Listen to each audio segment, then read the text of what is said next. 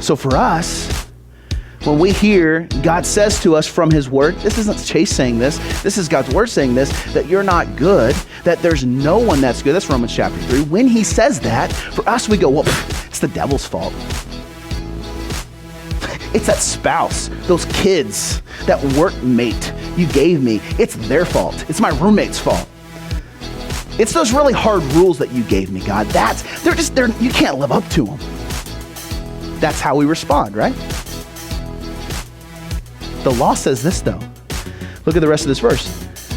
God has done what the law, weakened by the flesh, could not do. So the law says, no, hold on. It's not me, it's you, right? The law says, it's not me, it's you. You ever had one of those moments where either you broke up with someone or they broke up with you and they say the phrase, it's not you, it's me? Have you ever had that phrase? Anybody ever had that phrase said to them before? I have. And what they really were saying, it actually is you, it's not me, right? Like, it's really you, you're a mess, and I don't want any part of you. And the law is saying to us this morning, it's saying, it's not me, it's you. It's not my fault. It's your fault. It's our fault. Why? Because our flesh is weak. We cannot stand up to it. In a sense, here's what Paul is saying. The law cannot produce righteousness in us, but it only shows us how guilty we are.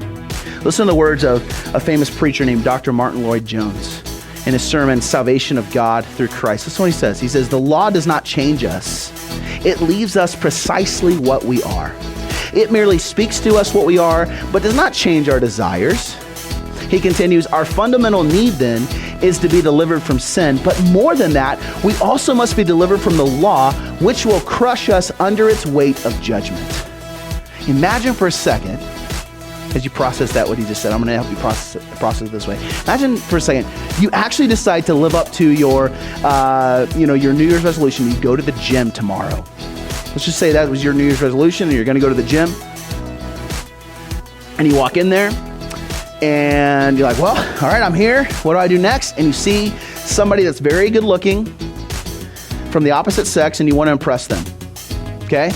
And so you walk over and you see that here's the bench, and you're gonna impress them with how much you can press, right? Sometimes it might be smart to go with curls for the girls, right? You might want to do that. But for you decide to go over to the bench. So you go over there, you sit down, and for whatever reason, somebody didn't do what they're supposed to do. They didn't put their weight back.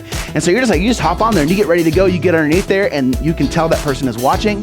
And you realize something very important. You realize that what's on there, you're not sure you can lift that weight. In fact, you're positive this is way beyond your max, right? But you can't stop now. So what do? You're gonna make it worse, but this is what you're gonna do. You go to lift it up and you barely get it off of the rack. And as soon as you do, gravity takes over, right? And regardless of the resistance that you try to put up, boom, right back on your chest, right? It's crushing you. Is it because the weights are imbalanced that it's crushing you? No, it's not because the weights are imbalanced. Is it because the bar is bent? Is that why? No. Why is it that way? It's because your muscles aren't strong enough to lift that weight. Bottom line. I know it's not easy to admit this, guys, but we are weak. Our flesh is weak. We cannot withstand the weight of the law's demands. Can't. Because see, the law was never meant to be lived up to.